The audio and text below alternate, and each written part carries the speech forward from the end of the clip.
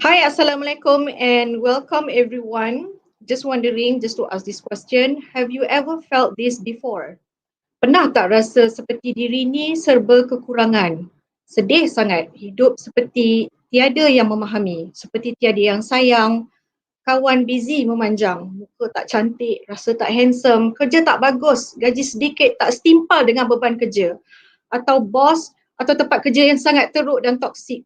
Keluarga atau pasangan pula bukan nak bantu tapi menambah emosi dan mental. Kadang fikir, why do I have to face this? Kenapa saya kena harum semua benda yang menyakitkan dan tak best ni? Hari ni kita akan bincangkan tentang self-love atau sayangi diri dan harapnya slot kasih talk hari ini dapat membantu membuka minda dan ruang untuk anda mula ubah hidup anda. Okey, sekarang kita akan tonton montaj untuk YouTube kasih.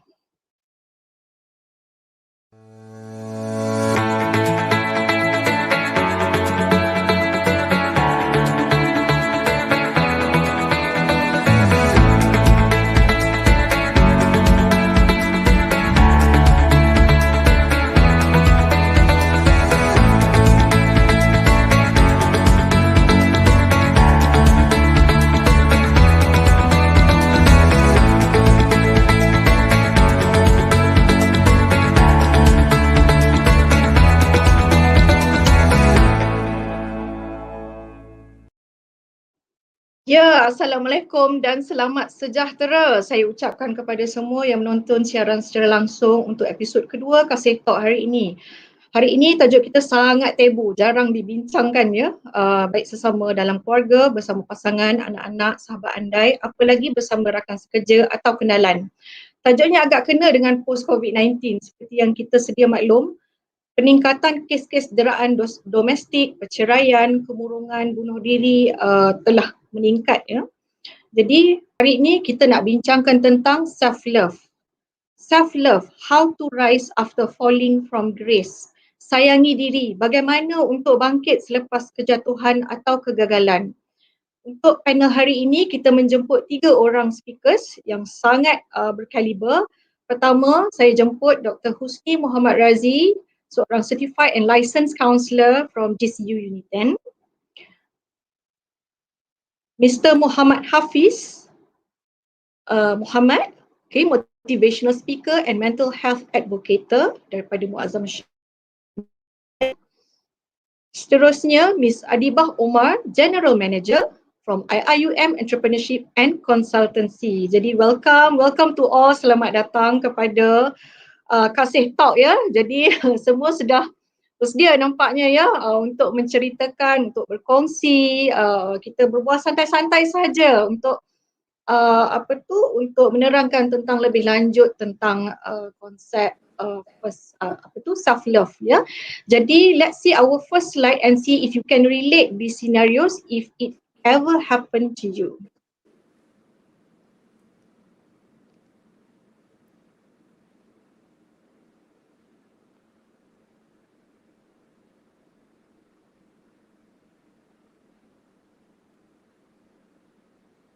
Okay, boleh lihat slide tak?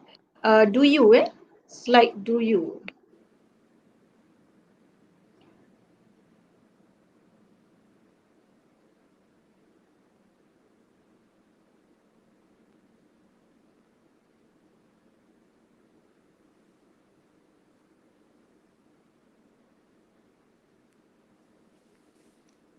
Okey, jadi yang saya nak tunjukkan di sini ialah beberapa soalan berkaitan dengan senario-senario yang kita biasa hadapi. Okey, jadi I want to ask this question. Do you feel overwhelmed or stressed out? Get stuck in unhealthy or unhappy relationships? Have no time for fun or feel guilty when you're not working on doing something productive? Play small, stay stuck in your job, don't live your full potential, doubt yourself, compare yourself, judge yourself, or get critical of yourself. Hate on your body, call yourself fat, obsess about your body. Settle in your work and relationships. Get anxious, let fear drive your choices, obsess about things in your mind. Make choices that you regret later or that put you in situation in which you are giving too much or your boundaries aren't honored. Are not sure who you are, what you want, or just surf through life or follow the path others have laid out for you. Feel unlovable, unloved, unworthy, like a fraud, and inferior. And lastly, put pressure on yourself to do more, be more, have more, instead of celebrating what you have done. Jadi hari ini saya nak bercakap tentang self-love. So self-love ini tajuk mental health yang sangat popular semasa COVID lockdown mula-mula dilaksanakan seluruh dunia ya. Jadi tahukah anda kursus online yang ditawarkan oleh salah satu Ivy League University menjadi hit with more than 1 million visitors. And it's a course on how to be happy. Intriguing, right? So saya sendiri pun memulakan journey self-love ini selepas saya discover yang saya mengalami severe depression. Dan saya tak sedar saya mengalaminya kerana saya rasa okey, saya rasa sihat. Rupa-rupanya is a form of numbing mode. So it's in my cognitive brain, it acts like a form of defense mechanism. Kerana itulah saya tak sedar. Jadi saya ni sebenarnya on pilot or survival mode. So after I had that realization, I went on my personal journey of self-love. Ada beberapa nama pakar yang tersohor yang selalu bercakap tentang self-love. Mungkin pernah dengar ya, mungkin para penonton pernah dengar antara nama-nama ni. Peter Crone, he's a human potential expert from Mind Architect. Dr. Shefali Sabari, be the love that you need. Vishen Lakhiani, a Malaysian who has successfully opened Mind Valley. Tony Robbins, with his book Unleash the Power Within. Eckhart Tolle, The Power of Now, dan ramai lagi. Kalau ikut definisi, Brand posited that loving yourself doesn't mean you think you are smartest, most talented, most beautiful person in the world. Instead, when you love yourself, you accept your so-called weaknesses, appreciate these so-called shortcomings as something that makes you who you are. Okay, you're being vulnerable. So when you love yourself, you have compassion for yourself. So in this sense, you take care yourself like you take care of a friend in distress. Tapi jaga diri sendiri. You treat yourself kindly. You don't nitpick and criticize yourself. For many, especially for those of us who grew up in households that lack love, in which love waxed and waned. Love yourself back will take work. Self-love is a practice and it's a skill that takes work. Okay, mari kita lihat paparan 11 11 self commandments yang saya nak tunjukkan di sini.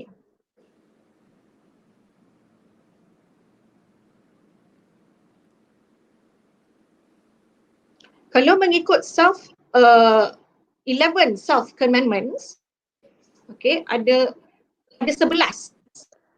Kita panggil commandments dalam bahasa Melayunya, umpamanya tiang-tiang. Kita ada rumah dan tiang-tiang itu yang menyokong rumah kita. Okay, jadi tiang yang pertama, the commandments, the first commandment is called self-esteem. And then you have self-trust. And then you have self-care.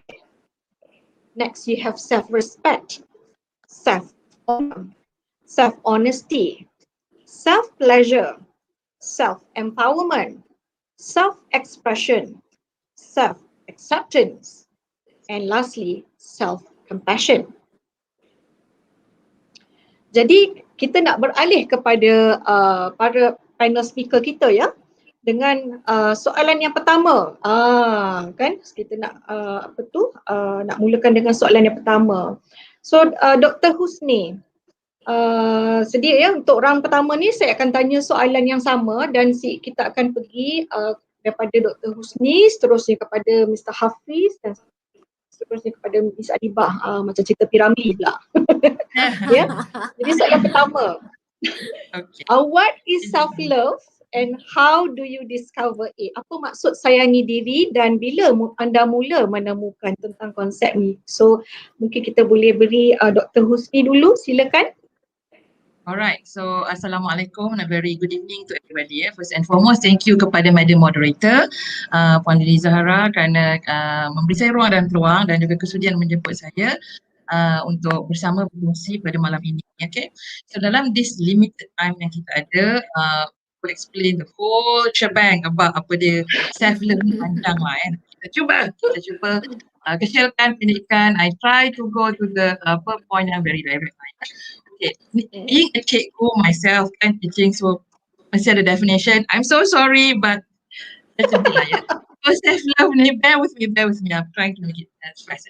So self-love ni adalah satu perasaan dan juga kepercayaan dalam menghargai diri, menghormati diri tentang apa saja dari segi kita punya physical, emosi, psikologi, yang mana kita rasa kita ini adalah penting, berharga. Lepas tu self-love also mean that taking care of yourself.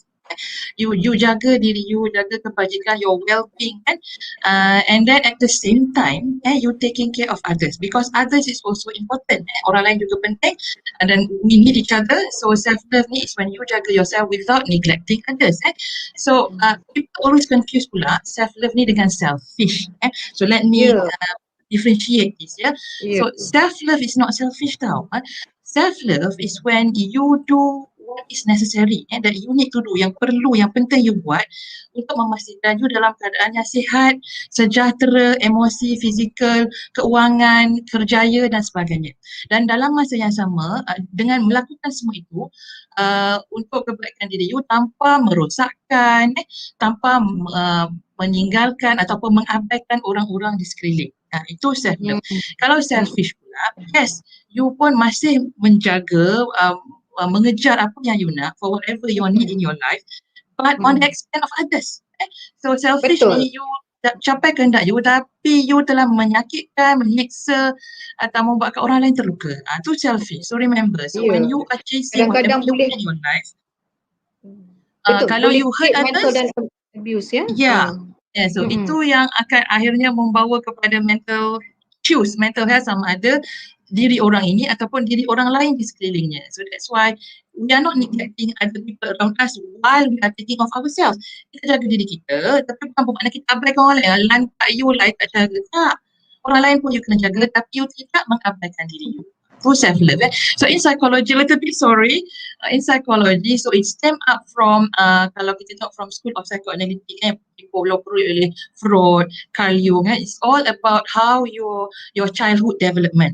So according to them, Yes. childhood development is very important. Kalau you grow up in unfortunately very traumatic,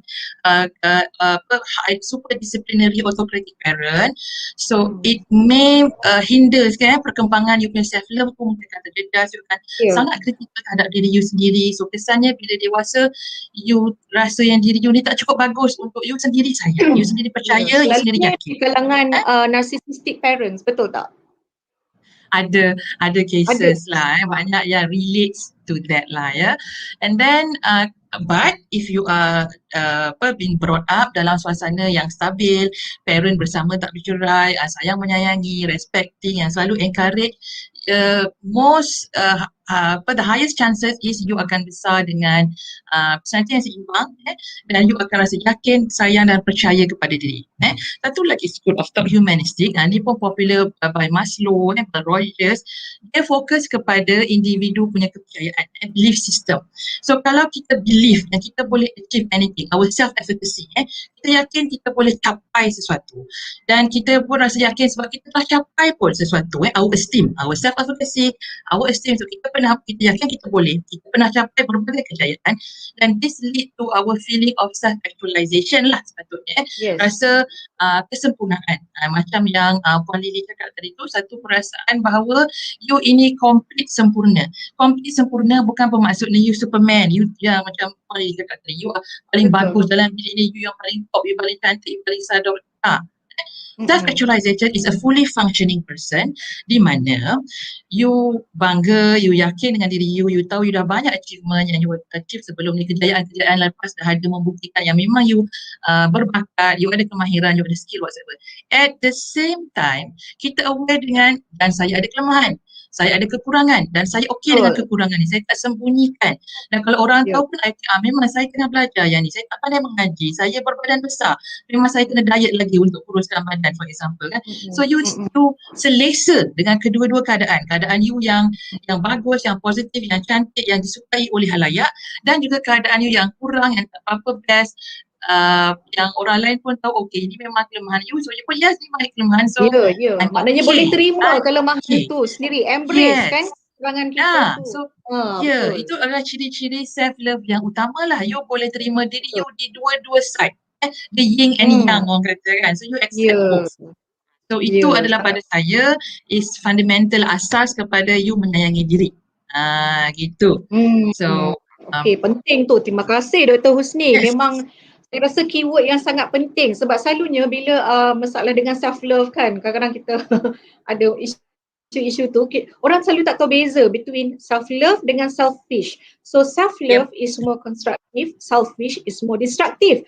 You are doing things at the expense of others. You pijak kepala orang kan, you mengambil kesempatan, you manipulate, you abuse people. So to make you feel better, then that is selfish. That is not self-love. That is selfish. That is not self-love.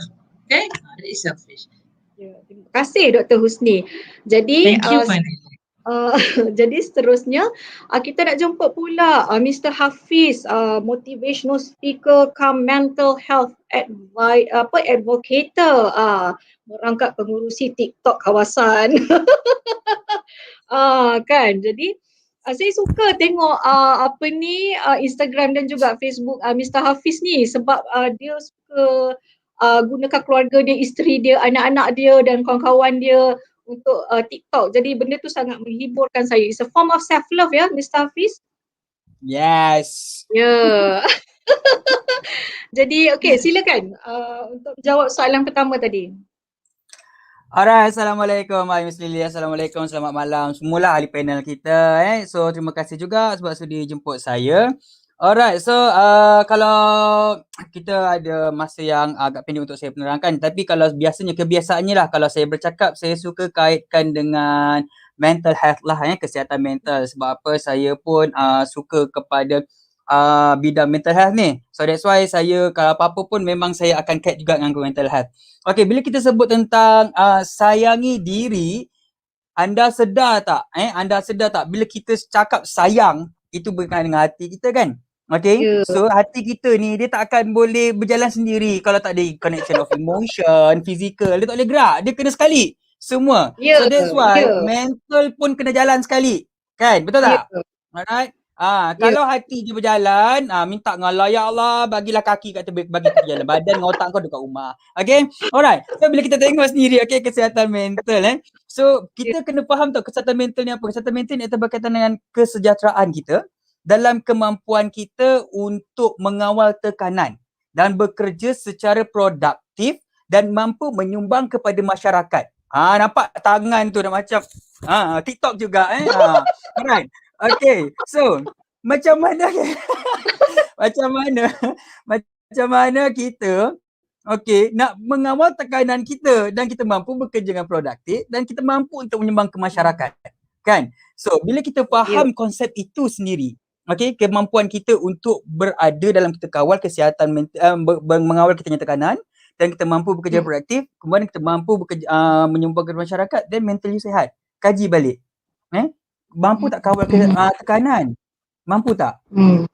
Kalau mampu, ramai orang tak mampu ya kan? Dan lepas tu bekerja produktif, boleh tak mampu bekerja produktif ni? Kan? Kerja melambat kat depan dah start lah nak mengoyak kertas. Mulalah muka siapa aku nak empaskan file ni. Kan? Dan lepas tu bos baru call kan. Datang office. Ada kerja lagi, kerja ni tak siap lagi. Nampak? So mampu tak kita nak bekerja produktif? Mampu tak menyumbang ke masyarakat? Macam mana aku nak bagi orang duit, aku pun miskin. Macam mana aku nak sedekah, aku pun tak mampu, gaji aku coen nak bagi kat orang. Nampak? Kan? Tak payah cerita pasal duit je, senyuman je. Kan? Dari pagi sampai ke malam, muka dah macam batu belah batu bertangkuk, senyum pun tak nak. Kan? Dan lepas tu, kau nak nyumbang senyum pun susah. Kau tahu tak senyuman tu sebenarnya mampu untuk menceriakan orang lain? Kan? Ke gongak? Gongak buat gigi dek. Walaupun gongak, kena ada lesas juga, hargai gigi yang tak ada tu. Kan? Ramai je orang gongak bangga dengan gigi tak ada. Senyum. Nampak tak? So dekat situ kita kena faham kesihatan mental tu. Bila kita faham apakah itu kesihatan mental, barulah kita mampu untuk ada love self. Sayangi diri kita. Alright. Okay. So lepas tu senang cerita bila kita pandang kat sini itu sebenarnya ekspresi emosi lah sebenarnya. Ekspresi emosi. Okay, itu kesihatan mental. So ekspresi emosi dalam kita melambangkan keupayaan kita untuk bekerja dalam pelbagai tekanan dan bekerja dalam keadaan yang lebih produktif. Bekerja dalam tekanan banyak orang boleh buat, tapi bekerja dalam tekanan dengan produktif. Kan? Ramai boleh buat, betul. Ya, betul. Dan tambah satu lagi, menyumbang kepada masyarakat. Kerja dah banyak, nak senyum.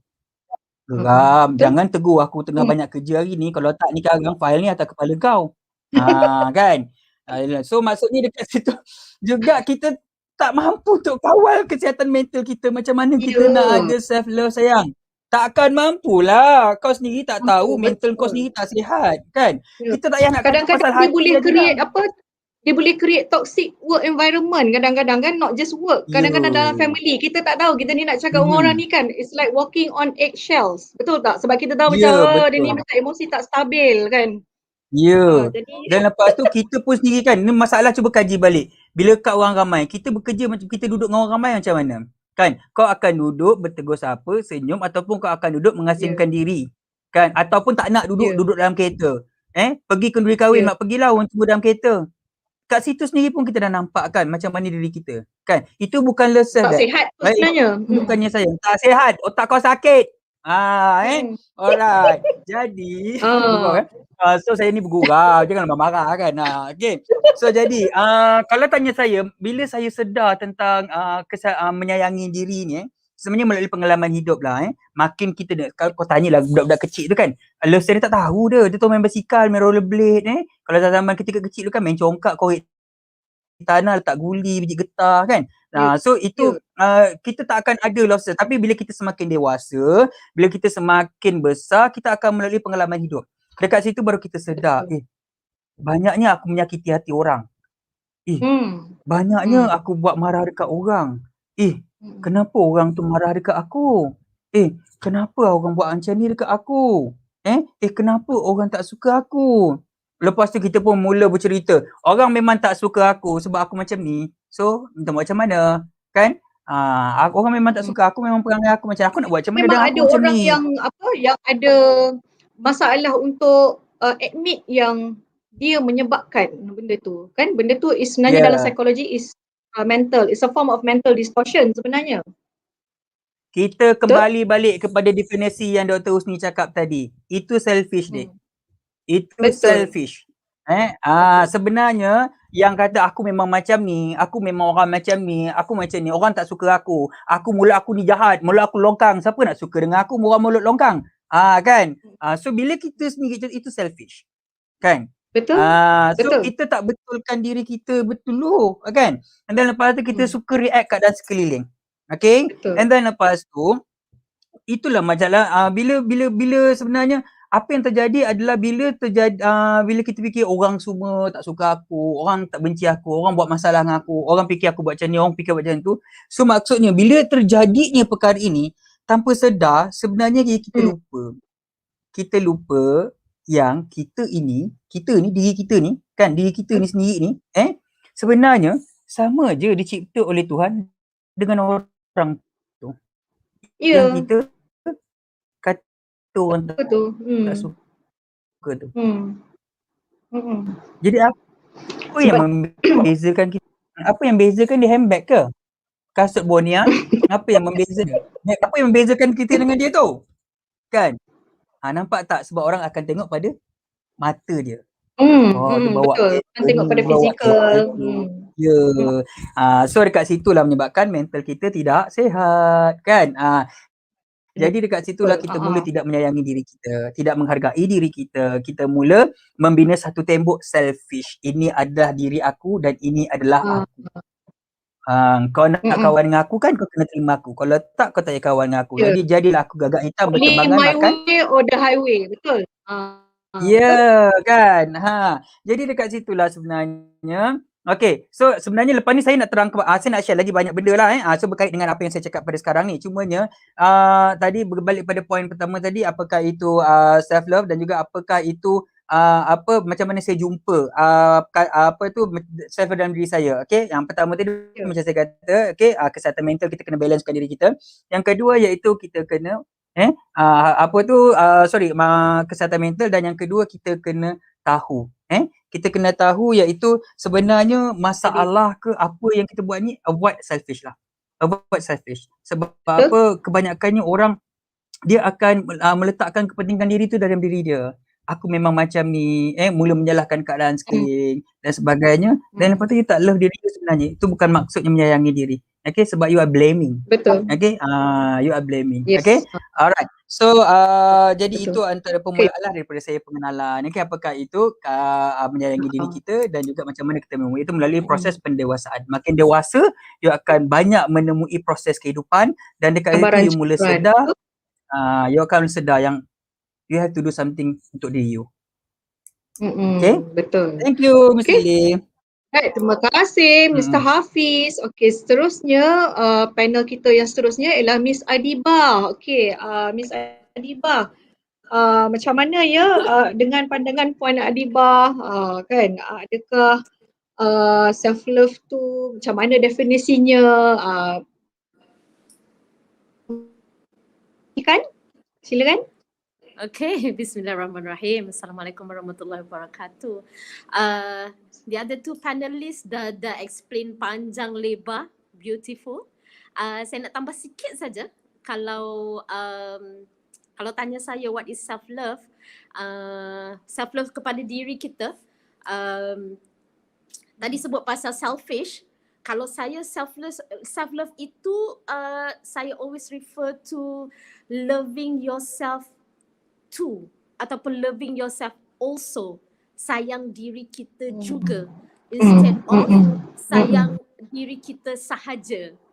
Those are the two different things. Sebab kita ni kita semua ni ada pelbagai role di dalam keluarga, dalam masyarakat. Kita lah isteri, kita lah kekasih, kita lah ibu, kita lah anak, kita lah aunty, kita lah uncle, kita lah semualah. There's nothing wrong. Tak ada no issue bila kita mengutamakan orang lain, sebab itulah relationship kita ada pelbagai. Tak ada masalah untuk kita mengutamakan orang lain juga, tapi jangan lupa diri kita juga. Betul. selalu orang perempuan lah kita kan. Selalu masalah orang perempuan lah tu kan. Dia Ni memang kita kita orang ada perempuan punya penyakit masalah, tengok ada orang self-sabotaging perempuan ni terus kan. sakit kepala. Aduh. Self-servicing kan. Memang kita ada Yes. penyakit-penyakit tu. Kita ni Ah. masalah kita adalah kita bila okay, we always want to do the best for everyone, tapi Betul. kita selalu lupa diri kita sendiri. Jadi self love ni sebenarnya bukan bermaksud bila kita practice self love kita dah lupa semua yang kat keliling kita Ya. tu. Kita tak Betul. boleh kata kalau kita self love, hari ni mami nak self love. Korang pada pandai makan sendiri, daddy buat kopi sendiri. Actually it's Itu not selfish. that. Itu selfish. Kalau self love itu in between everything you take out a portion of the time for yourself. Sama Correct, juga macam correct. kalau pejabat, if you're one of the big bosses, ini something yang sebenarnya kalau big bosses yang practice self love, they do this, and they don't really share. Kalau you tengok dia punya scheduling, kalau you Betul. want to get a slot in that schedule, sometimes the secretary will say, oh minta maaf tapi Mr. So and so ataupun Miss So and so punya schedule untuk hari Isnin, Selasa, Rabu, Khamis dah penuh. Tapi sebenarnya leaders Pergi main golf. self love ni, dia dah take out a portion itu untuk diri dia. And they Betul. put it in the whole schedule. Dia pergi tengok Betul. wayang ke, dia bukan tengok wayang, dia baca buku ke, Betul. dia do something, they sit down and Something productive, correct. something productive, and they incorporate it in the whole schedule. Is that Correct. selfish? No, that's self-love. No. Sebab bila kita practice self-love, at the end of the day, self-love itu adalah titik-titik gembira dalam hidup kita. Betul. Itulah Yang dia mana? titik-titiknya. Yang mana Kan? titik Ya. saya percaya yang saya percaya ni sebenarnya Miss Lily dan everyone, ini saya satu pengajaran dan satu a very important ilmu yang saya dapat daripada bos saya dekat tempat kerja saya yang terdahulu, Cik Mama Kheng Nadirun. Yang ini saya belajar daripada dia. Kata dia, Adiba, kita mesti kita mesti jadi gembira agar kita boleh beri bahagia. Kalau kita tak boleh jumpa titik gembira kita tu, macam mana kita nak bahagiakan orang lain? And macam yang kita sebut tadi, self-love itu bukan only taking care of yourself, tapi also taking care of people yang very dear to us. Jadi coming back to your question just now, what is self-love? Self-love also means taking care of yourself too at the same time. Minta tolong husband tengokkan anak-anak sekejap, bawa dia orang pergi taman kejap, tolong I need like setengah jam untuk saya duduk dan boleh main dengan anak sekejap, saya nak tidur. Sometimes sleeping is the most productive thing. Betul tak kan? Exactly. Kan, betul tak? Sleeping ke, tapi kadang-kadang our partner ni dia macam tak faham. Kalau dia kata you nak relax, tapi kenapa main Facebook?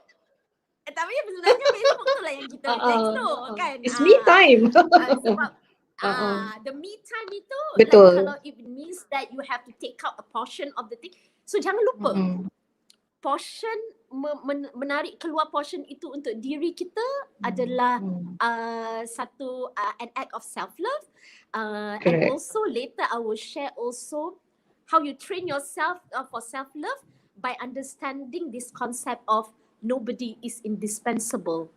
Siapa yang boleh diganti, cantik tu boleh digantikan dalam hidup you. So later lah simpan sikit. Betul. Terima kasih Miss Adiba atas perkongsian tadi. Okey, jadi seterusnya saya nak tunjukkan kepada audience 10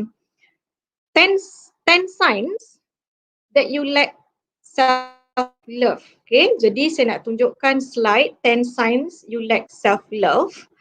Okey, mari kita lihat ya, sama ada adakah kita mempunyai ciri-ciri ini. Kalau ada maksudnya tak sayang diri lah tu kan. Bukan tak sayang, kurang sayang. Okey. Jadi yang pertamanya yang kita nak tengok ialah nombor 1, you hide true self from others. You wear mask. you tidak menjadi diri sendiri. Orang tak tahu siapa you kan. Kalau macam saya pergi mana-mana semua orang tahu saya gelap macam mana. Jadi I don't hide, okay? So I don't wear mask. Certain people dia memang macam tu. Dia ada of course it's important to have mask, tapi jangan sampai to the point that we wear mask that we lose ourselves. Okay, sebenarnya if you meet a person and that person can bring the best in you, make you feel comfortable, be yourself, orang tu actually is the best person to be with. Jadi if you hide true self from others, then you wearing mask, then means that you lack of self-love. Okay. Number 2, self-victimization or sabotaging behaviors. Ni pun saya pun mengakulah dulu memang saya ada lah benda ni. Okay. So selalu saya meletakkan, saya tak boleh ni sebab nanti saya tak, ada saja alasan-alasan yang saya create. It's a form of sabotaging behavior, self-sabotage.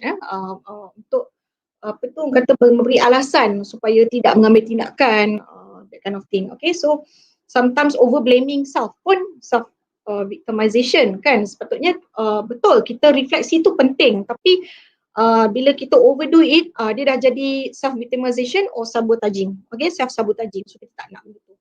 Nombor 3, over analyzing your behavior. Analyzing is good, but when you are overdoing it, dia ada dua spektrum ya. Bila kita over analyze kita punya behavior, dia akan jadi ruminating thoughts, dia akan duduk beranak-beranak dekat dalam kepala ni kan. Lepas tu itu yang jadi mental prison. Banyak orang dia depressed, ni coming from my own personal experience over analyzing ni, bila you over analyze, bila you tak bercakap, kononnya you ada masalah dia ni tak bercakap. Kadang-kadang bergaduh tu lebih baik sebab at least you bercakap daripada you duduk termenung sorang-sorang, fikir sorang-sorang, lepas tu mulalah you buat andaian-andaian. Itu yang menjadikan konflik tu susah nak dibaikkan. Okay? Jadi bila you over analyze, kadang-kadang tu jadi ada benda pun salah faham sikit je, tapi benda tu jadi melarat-larat dan tak boleh nak dibaiki lagi. Okay? Sebab over analyze. Okay? Kadang-kadang itu kalau orang yang reflect, kalau orang yang tak reflect langsung, itu dia dah jadi narcissistic. Itu tadi lain kita akan cakap. Nombor 4, strong fear of being judged by others. Ini memang selalu kan, aku je lah.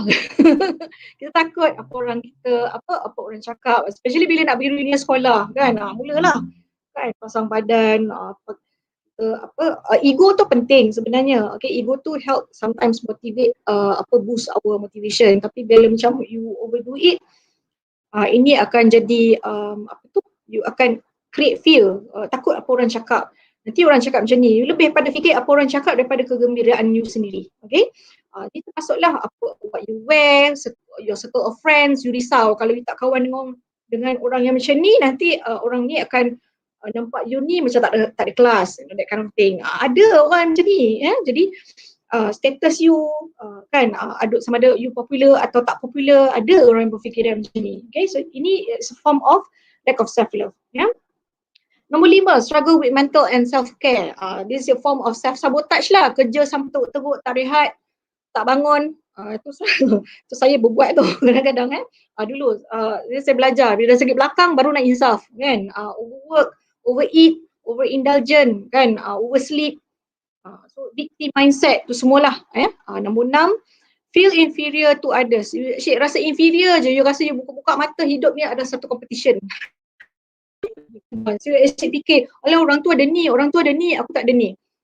Itu you feel inferior. Okay, is coming from your insecurities, need to compare with others. Sebenarnya you tak perlu nak compare. You bukannya hidup dalam dunia ni, Allah jadikan you untuk you compare hidup you dengan orang lain.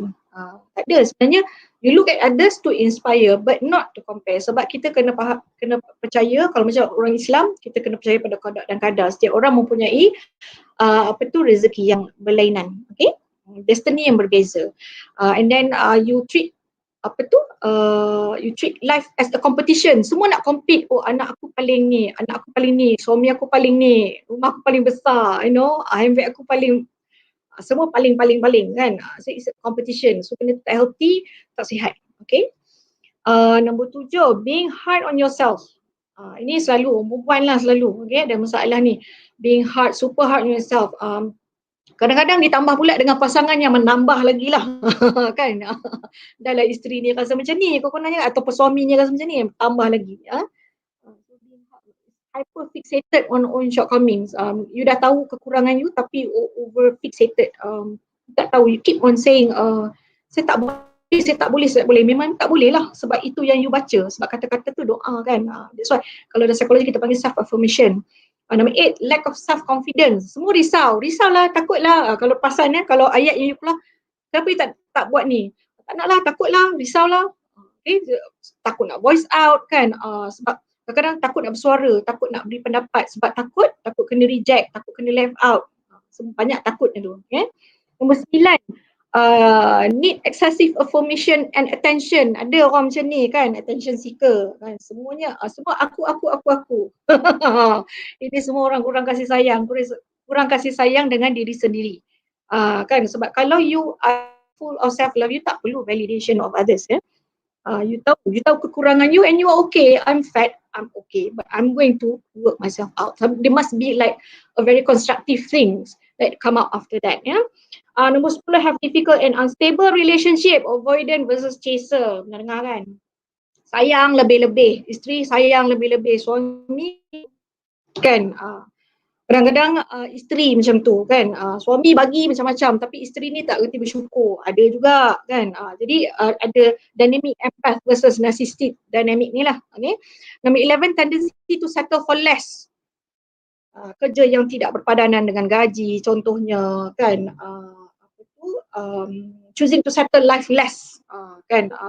Pasangan yang pemalas dalam malas tak rajin pula tu tidak menjaga diri kan. Kadang-kadang ni kita retorik, kadang-kadang culture isteri kena trophy wife, badan meletup 36 24 36 kan. Suami kan macam muffin. Jadi itu kita tak boleh have the tendency to settle for less. Okay, sebab kena sama-sama lah. Sepatutnya kita sama-sama, sihat pun sama-sama macam tu. Dia tak boleh one side saja kan. Ini asyik permintaan or expectation sebelah pihak je tapi dia tak balance. Okay. Nombor 12, ini paling banyak, codependent. Banyak orang yang self love ni yang kurang, biasanya orang selfish lah, dia codependent. Saya tak nak attach dengan orang tu, orang ni, tapi codependent, menyangkut dengan orang ni kan. Lepas tu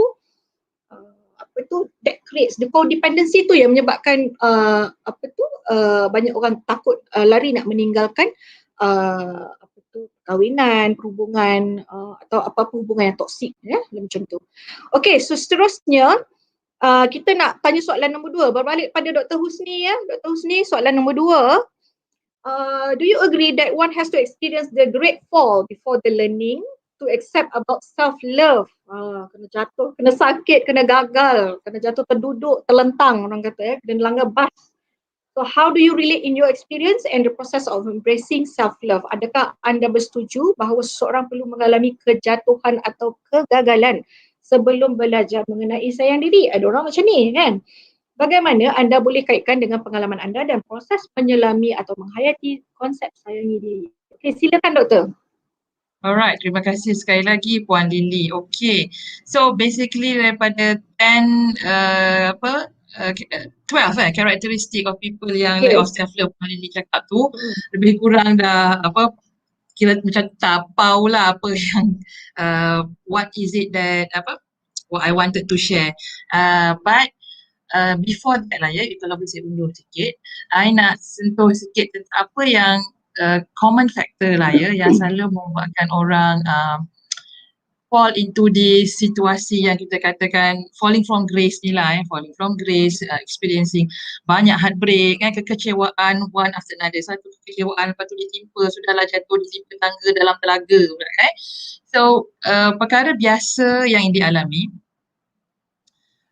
yang menyebabkan orang menjadi sangat patah hati dan kecewa dan merasakan dirinya tidak layak untuk dia sendiri sayangi ialah apabila kita mempunyai unrealistic expectation, kita punya harapan andaian yang terlalu tinggi, tak realistik dengan apa yang kita ada at the moment.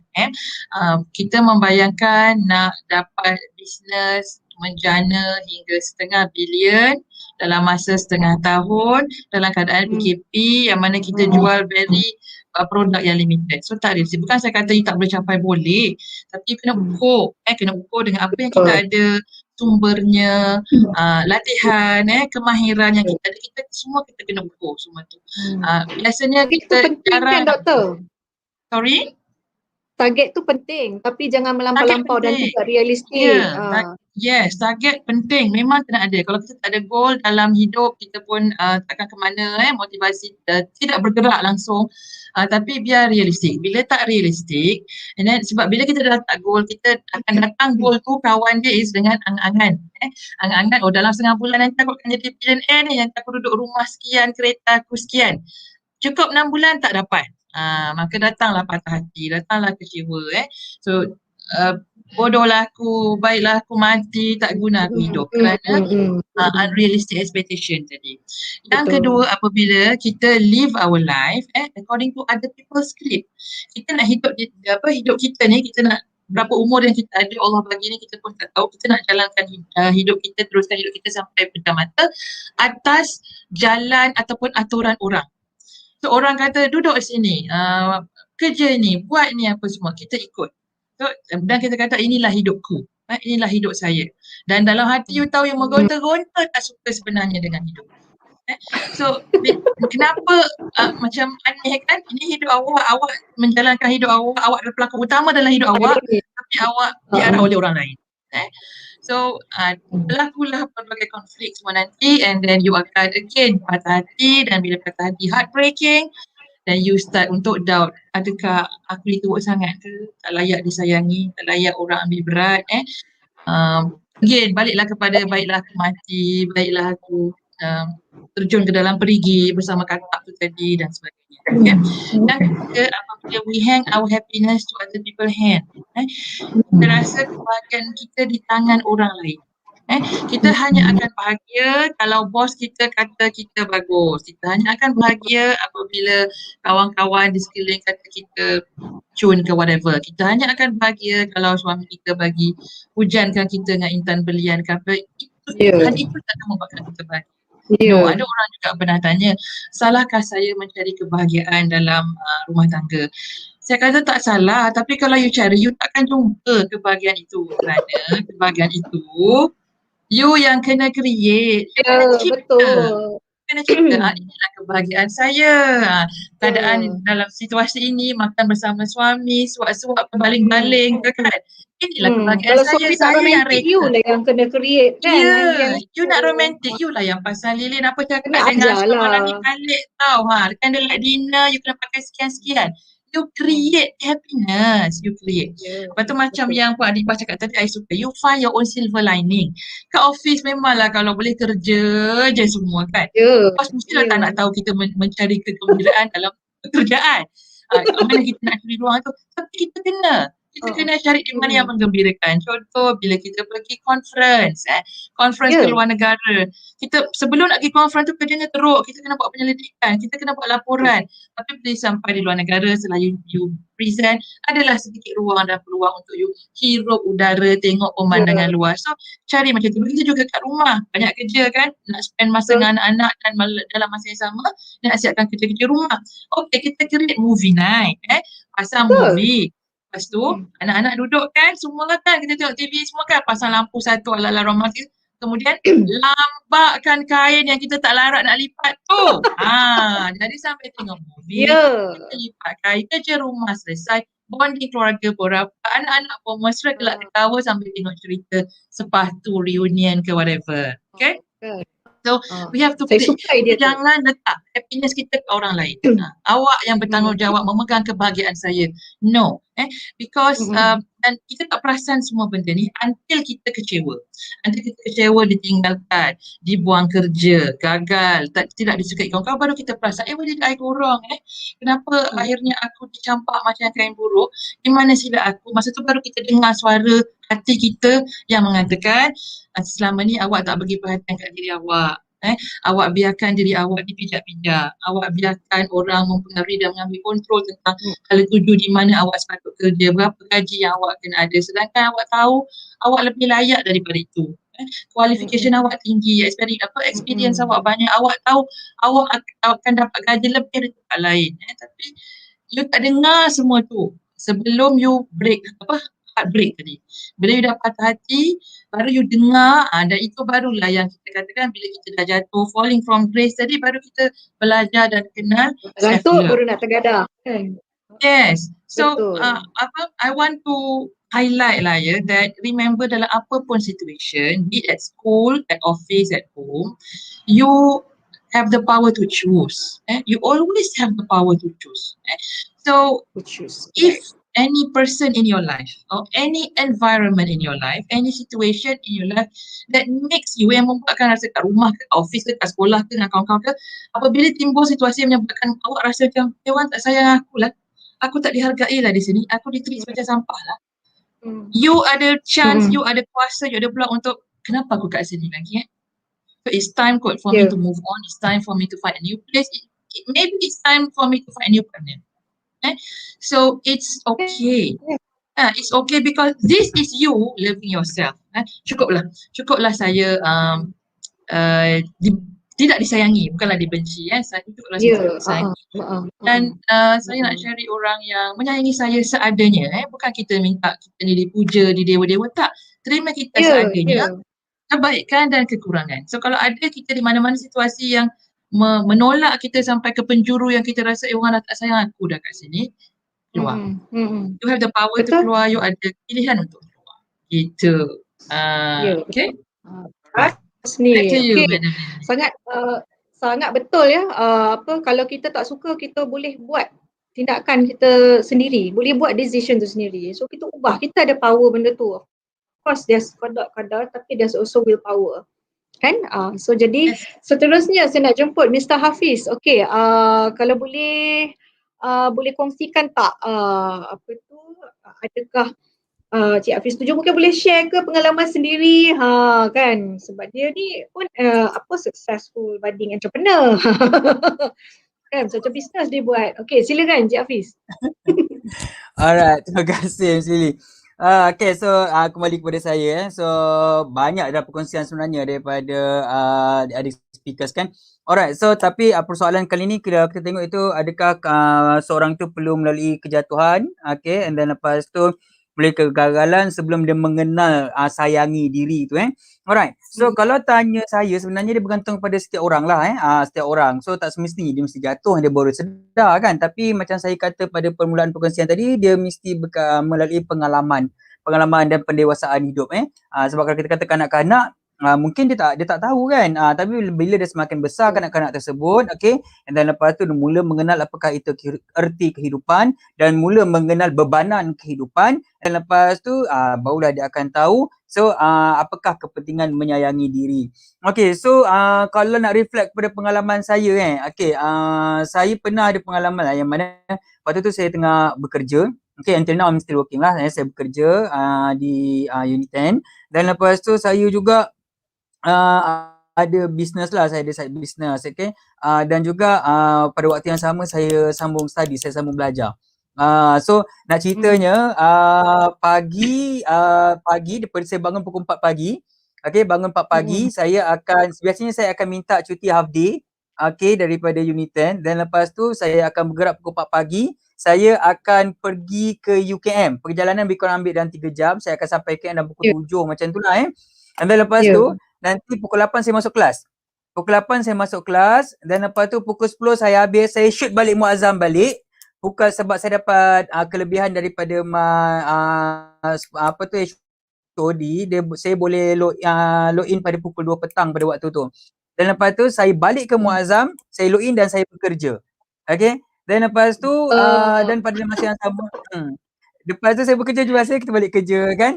Dan lepas tu waktu tu yelah kita tak successful sangat dan lepas tu kita tak boleh nak hire staff. Malam saya jumpa appointment lah, buat appointment dengan my clients, jumpa, bincang, discuss, itu kehidupan saya semua Dan lepas tu pada permulaan bila saya dah terlampau terbeban dan tekanan, saya mula rasakan yang macam saya rasa apa yang aku buat untuk hidup aku ni saya kata kan. So adakah aku ni aku kena kejar duit ke, kena kejar kemewahan ke, siapa yang aku nak kena bagi benda ni semua kan. Katalah aku on the way daripada Muazzam Shah, okay, pergi ke UKM Bangi, on the way tu mati katak kat situ. Habis kejadahnya semua benda yang aku kumpul ni semua untuk apa? Right. And then lepas tu waktu tu saya blur. Saya tekan, saya kata macam apa benda aku buat. Dan lepas tu pada waktu tersebut saya juga ada diuji lah diuji juga, iaitu my business ada down lah, jatuh. Dan lepas tu ada ditipu dan sebagainya kan.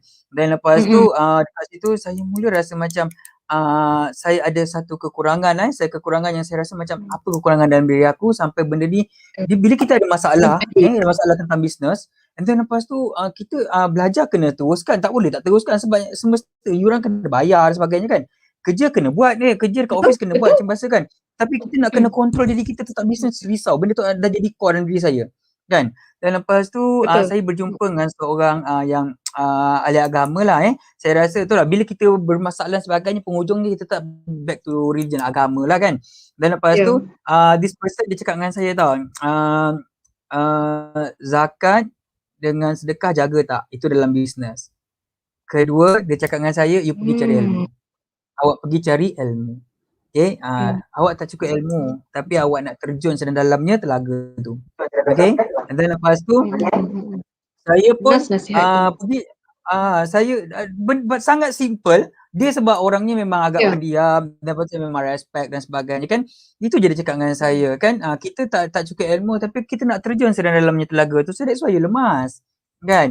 Dan lepas tu saya pergi, saya pergi course. So saya bayar 6,000 waktu tu. Saya bayar 6,000, saya keluar duit saya terus bayar je. Saya tak fikir apa dah. Pada waktu tu memang bisnes saya, duit saya terjejas lah sebenarnya. Saya tak cukup duit pun sebenarnya. Dan pada waktu tersebut saya tengah buat renovation rumah. Macam-macam duit saya. Dan lepas tu saya cari ilmu. Dan lepas tu saya belajar tentang Big Why. Kan? Benda paling simple Big Why. Kan? Big Why, kenapa you kena hidup dan kenapa you kena kuat. Kan? Persoalan saya yang mula-mula saya terjawab lah, kan aku kerja kuat ni sebenarnya untuk apa? Aku mencari benda ni semua ni untuk apa? Kehidupan aku buat ni untuk apa? Untuk siapa? Kan? Dan lepas tu saya cari Big Why saya. Satu malam saya kat hotel dan saya berfikir dan saya menangis. Dan lepas tu saya fikir dan saya bangun pagi tu, lepas subuh saya doa kan. Saya kata, apa benda Big Why aku ni? Saya kata kan. Nampak tak? Saya sendiri tak sedar kepentingan apa yang saya buat. Okay, dan lepas tu saya tak sedar untuk apa saya buat. Saya tak tahu apa tu Big Why. Kan? Padahal speaker dah bagi tahu dah Big Why ni apa-apa, tapi saya tak ada. Rupanya apa tahu tak apa kesilapan saya? Kesilapan saya selfish. Betul. Saya selfish. Which is sebenarnya kenapa saya berkahwin? Kan? Kenapa saya berkahwin? Okay? Orang yang banyak menolong dan memupuk dan menyokong kehidupan saya. Dan lepas tu, siapa yang melahirkan saya? Kan? Kau bagilah mak kau duit berpuluh-ribu sekalipun. Kau tak akan mampu untuk membeli kebahagiaan tu. Okay. And then lepas tu, mak kepada isteri saya yang membenarkan anak dia berkahwin dengan saya. Dia melahirkan anak dia dan diberikan kepada saya. Kan? Anak saya yang Allah kurniakan tu. Doa banyak-banyak, ya Allah nak anak Allah bagi. Untuk siapa benda tu? Kan? Dan lepas tu saya fikir, this is my Big Why. Kenapa aku buat semua benda ni? Kenapa aku buat semua benda aku tak tahu? Kan? So that's why saya tak ada punci untuk hidup saya. Dan saya kat situlah saya mula rasa macam saya kecilkan daripada satu corong yang sangat besar, saya kecilkan benda tu. Kan? Keep it simple. Yes. Kita jadikan kadang-kadang macam tu. Ya, dan lepas tu saya sedar, this is my why. Pertama isteri saya, kedua mak saya. Okay. So ada orang tanya kenapa letak isteri yang pertama. Sebab saya pilih dia. Okay. Kedua kenapa letak mak saya? Sebab saya dipilih Allah untuk letakkan dalam perut mak saya. Okay. Yang ketiga kenapa apa tu anak saya. Yang keempat saya letak ibu mertua saya. Dan yang kelima saya letak staff saya yang bekerja bawah saya. Okay, so itu saja Big Why saya. Jadi setiap kejatuhan saya, setiap saya rasa stres, setiap kali saya rasa down, setiap kali saya rasa tekanan, okay, ini 5 perkara big why saya ini saja akan menjadi kekuatan saya. Yang lain aku tak peduli. Aku Kadang-kadang tak kita pernah lupa peduli. kan. Kadang-kadang kita Ya, lupa, kita buat apa terlampau overwhelm, nak semua benda nak buat, lepas tu kadang-kadang kita lupa big why betul. kita apa sebenarnya. Betul. Saya Okay, rasa semua orang boleh tu lah. relate kot dengan senario tu. Betul. Alright, so jadi dekat situ saya mula rasa macam banyaknya kesilapan aku dekat dunia ni. Okay, yang selama ni aku rasa aku hebat. Yang selama ni aku rasa aku dah cukup kuat. Yang selama ni aku rasa orang lain tak mampu nak buat. Aku buat bisnes, aku bersambung belajar, aku bekerja. Ramai kawan-kawan saya kata hebat lah kau. Saya rasa berbangga hati. Saya rasa macam, aku hebat ni. Tapi sebenarnya Hafiz, okay, you are nothing. Baru saya sedar. So saya tak ada apa-apa sebenarnya. Saya tak ada punca hidup. Saya tak ada apa benda yang perkara yang kenapa aku patut fokus kat dunia ni. Tak ada. Sebab apa? Aku dah rasa aku hebat. Aku rasa aku bangga dengan apa yang aku ada sampai saya lupa. Saya hilang sikit diri saya yang sebenar. Jadi kat situ saya boleh relate balik lah. Tapi sebenarnya bila saya ada benda tu, Kak Lily, sebenarnya saya rasa saya adalah manusia yang paling lama sebenarnya buat master dekat UKM tu. Sebab apa? Saya tak habis-habis belajar. Saya tak habis-habis belajar. Sebab apa? Saya sampai nak berhenti. 3 kali percubaan nak berhenti. 2 kali percubaan nak berhenti. Supervisor saya yang kali terakhir saya nak berhenti. Supervisor saya cari saya kat rumah Kak Lily. Datang rumah saya. Bayangkan. Betapa tak gunanya Cabaran diri aku belajar ya. ni Cabaran belajar memang begitu. Dan lepas tu waktu tu rasa macam sebab apa kita nak fokus bisnes nak jatuh. Kak Lily tahu tak apa saya buat? Waktu tu duit terakhir saya, waktu tu kami ada lebih kurang dalam 30,000 je. Saya pergi umrah, saya bawa diri saya bawa isteri saya bawa mak saya bawa mak mentua saya, kita pergi. Saya kata kita pergi umrah. Sebab saya rasa saya dah tak boleh nak buat apa dah. Kan? Okay, and then lepas tu bayangkan saya masih mementingkan diri saya Kak Lily. Saya duduk depan Kaabah, orang lain menangis, saya tak ada perasaan menangis. Saya kenal mak saya sampai nangis-nangis peluk saya. Terima kasih lu bawa mak datang sini semua. Saya tak ada perasaan tu Kak. Kenapa? Waktu tu saya tengah risau. Event aku dekat Muazzam dengan Palung macam mana wedding dia. Saya masih mementingkan ni saya depan Tuhan. Tuhan yang bagi saya rezeki dan sebagainya. Akak tahu saya diuji pada waktu tu Kak. Saya diuji. Akak tahu apa yang saya diuji. Okay. Pada hari majlis tu saya tak tahu kenapa, okay, staff saya seorang pun tak tahu baju yang pengantin patut pakai duduk dekat mana. Sebab nak jadikan cerita, sehari sebelum saya nak flight pergi umrah, saya sendiri yang pergi hantar baju tu dekat tailor. Saya tak tahu kenapa saya hantar baju tu.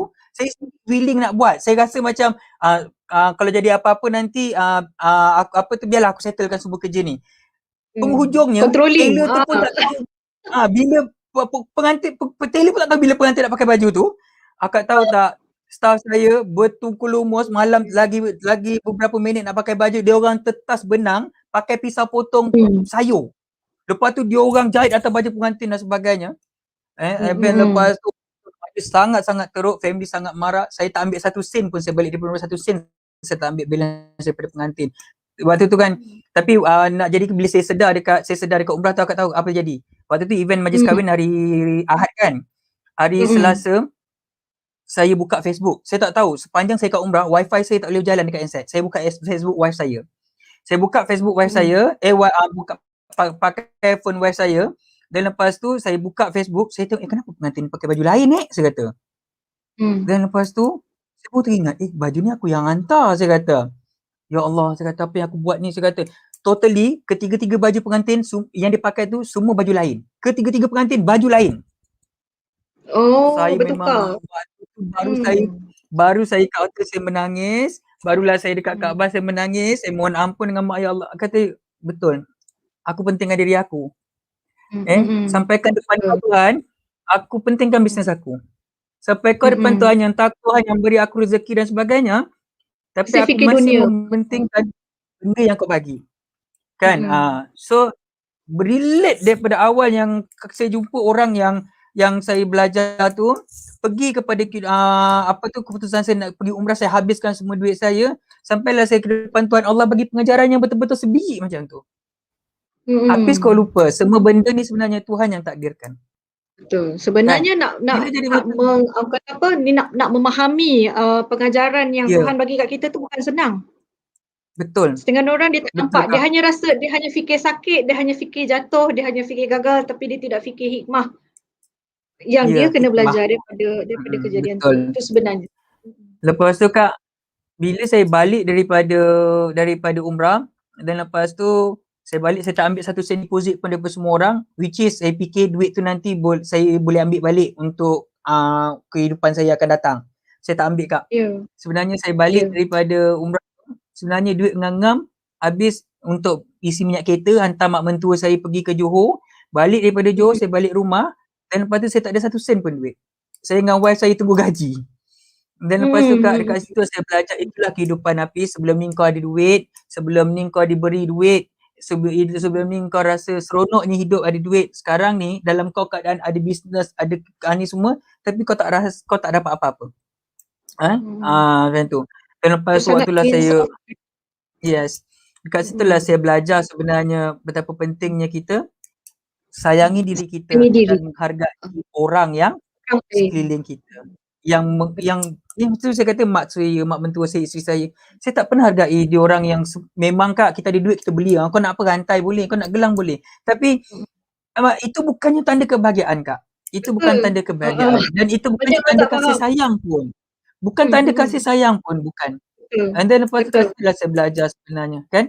So sebenarnya apa yang kita patut mulakan dengan diri kita. Daripada hati, Sedar diri kena kita. ikhlaskan diri. Betul. Sedar diri kita. Hafiz kau salah. Hafiz kau kena betulkan diri kau Hafiz. Hafiz kau kena betulkan cari ilmu Hafiz. Betulkan otak kau, betulkan hati kau. Then keadaan keliling akan cantik. Kan? Betul. So pokok Itulah pangkalnya self love yang sebenar sebenarnya ya. Ya. Kan? Satu lagi saya nak tambah, kesilapan kita sebenarnya adalah bila kita rasa kita ada masalah, okay, kita tak pernah fikir orang lain pun ada masalah.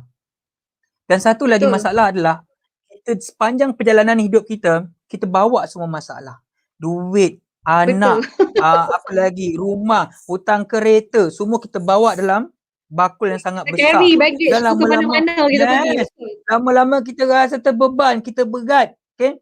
Dan lama-lama itu yang membawa kita kepada kehidupan yang tidak sihat, yang mana kita tak akan sayang diri kita tak akan sayang orang lain, yang mana itu yang baca aku nak mati. Okay? Dan penghujungnya mati. Tapi sebenarnya kepada semua yang ada kat dalam ni, korang sedar tak yang korang sendiri pun dipilih oleh Tuhan untuk hidup? Betul. Siapa yang cipta korang? Siapa yang hidupkan korang? Korang hargai tak apa yang Tuhan ciptakan untuk korang? Okay? So kita sendiri tak hargai. Kita tak hargai film fizikal yang Tuhan bagi. Kita tak hargai pun paras rupa yang Tuhan bagi. Tengok gemuk, salahkan diri sendiri gemuk. Tengok hitam, salahkan diri sendiri hitam. Kau tahu tak apa yang Tuhan bagi tu dah cukup-cukup bertepatan untuk diri awak? Hargai tak? Ada sebab-sebabnya. Sebab apa? Sebab kita banyak membandingkan diri kita dengan orang lain. Tengok orang cantik, kau bandingkan diri kau dengan artis Korea. Kau adalah pendek, bantut, hitam. Lepas tu kau bandingkan dengan artis Korea. Memang tak lah. Terimalah diri tu. Terima. Betul. Kan? So kenapa 3 benda yang Allah dah janji dengan kita. Jodoh, rezeki, maut memang dapat. Kau nak takut apa? Jadi kenapa nak risau pasal duit lagi dah? Dah rezeki tu Tuhan dah aturkan.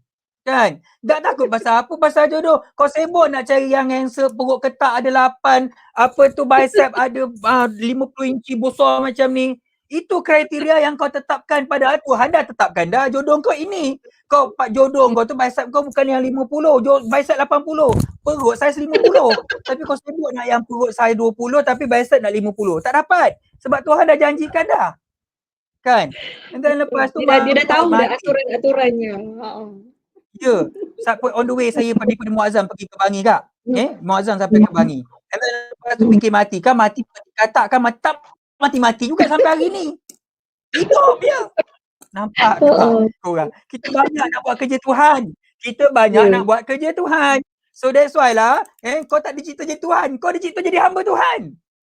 Betul. Faham? Jadi apa-apa pun kita kembali kepada manusia. Alright Kak Lily, thank you. Okay, terima kasih Mr. Hafiz. Insaf saya dengar. Okey, so berbalik kepada Miss Adiba ya. Mungkin Miss Adiba boleh kongsikan pengalaman, boleh ceritakan sedikit pengalaman panjang lebar juga ya daripada Mr. Hafiz, tapi saya boleh relate semuanya. Saya kan dengan pengalaman belajarnya, jaga kerjanya, dengan jaga bisnesnya, semua saya boleh relate. Ya, silakan Miss Adiba. Pengalamannya. Okay. Ya. Kalau nak cerita self love tu macam yang kalau semua siapa yang kenal saya tahulah saya ni sebenarnya ramai anak. Dan saya seorang anak saya ada 6 orang, yang sulung ada ke atas, yang sulung 20, yang kecil sekali 3 tahun. Dan kalau keluarga saya dan teman rapat memang tahu, dan di pejabat semua orang tahu saya ni seorang yang suka kerja. Saya memang really enjoy working. Saya setuju dengan pendapat tu. Sometimes kita kena experience the great fall sebelum kita betul-betul practice self love. Kita semua, of course, kalau tanya sayang diri, tak mestilah sayang. Tak ada orang yang akan cakap saya tak sayang. Tak ada orang cakap tak sayang. Betul tak?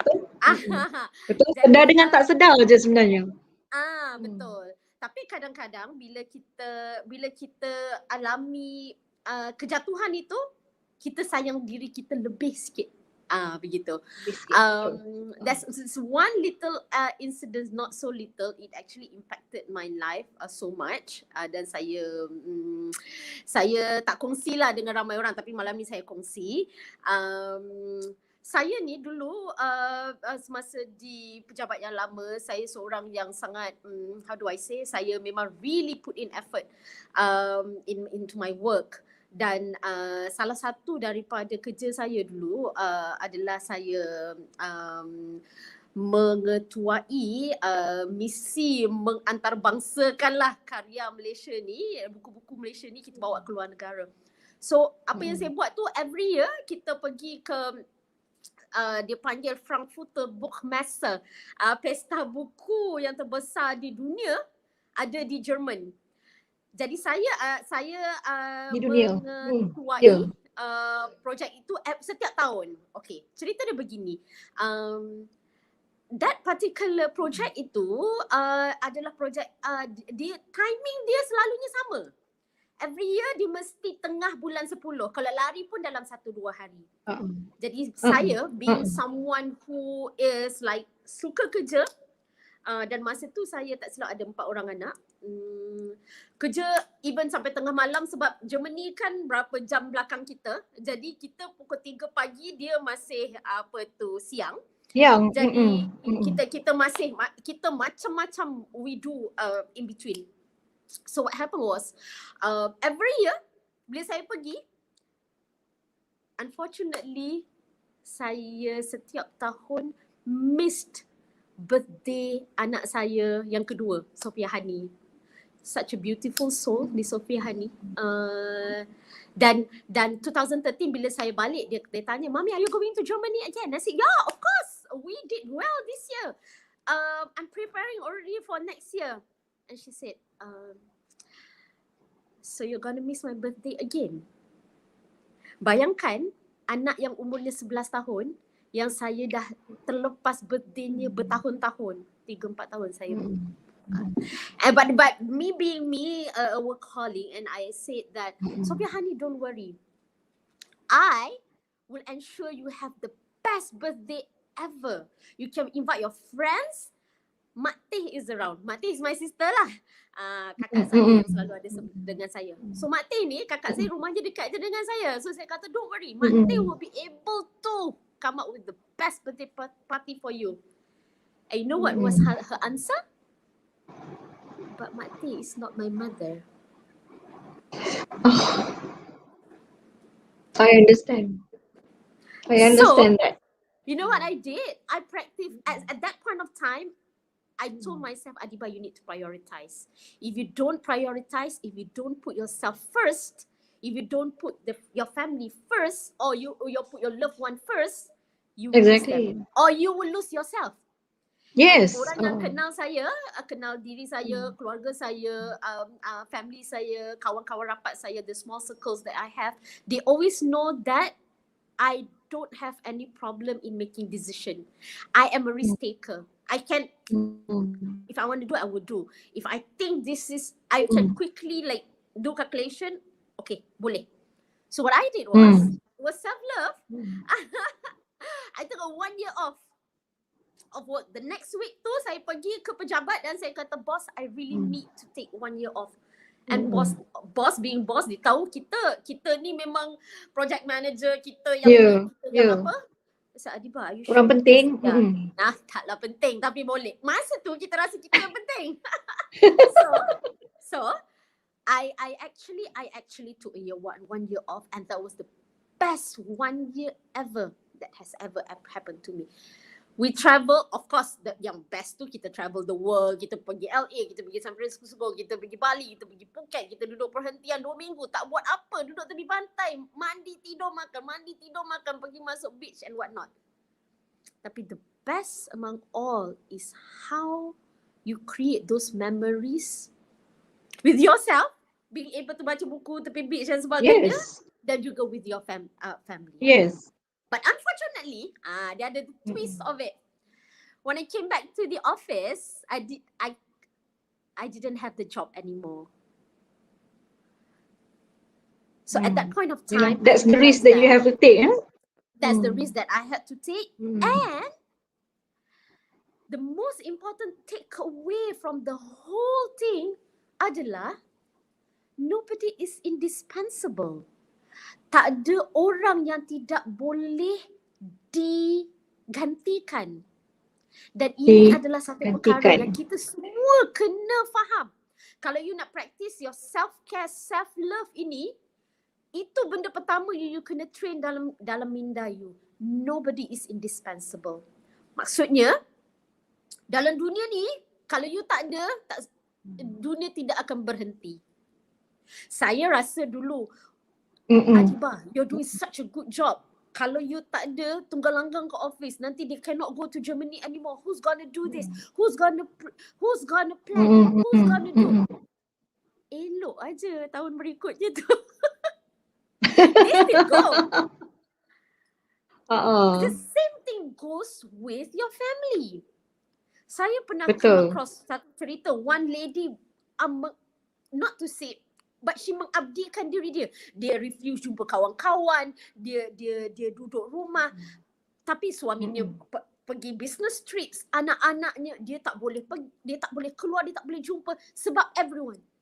And when she left, when she passed on, dia meninggal awal due to cancer or something. Semua orang risau. Kawan-kawan semua pergi check on the husband tu. Are you okay? She is no longer around. Ayah, I'm managing. I dah tukar kerja. I dah kerja dekat. I dah ambil helper. I dah pergi cari gardener. I dah cari orang belikan grocery. Anak-anak ada bibik jagakan. Yeah, we are all coping.